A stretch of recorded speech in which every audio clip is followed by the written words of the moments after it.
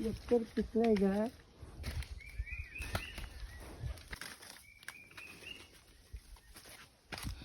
माकडे पाडले ते बघ आला असेल. काय माहिती.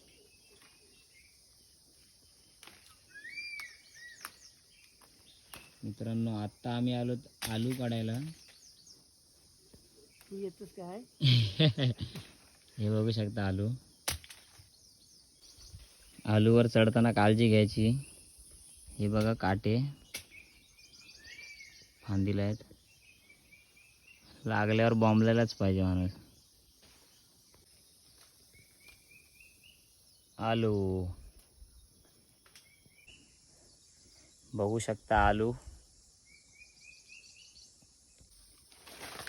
पिकलेला आलू बघू शकता. झाडावर भेटलेत आम्हाला हे.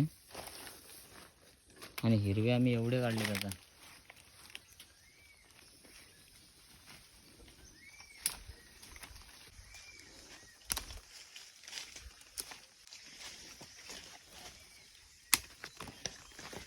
आलूची पिशवी बघू शकता आम्ही किती आलू काढलेत आता आलूवर ना.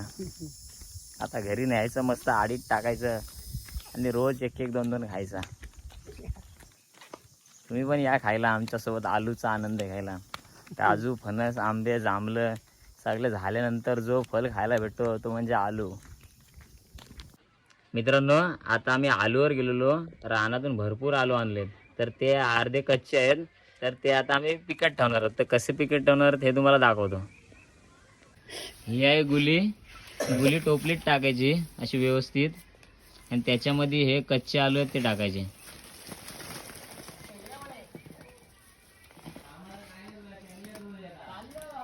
एवढे आलू आणलेत आम्ही.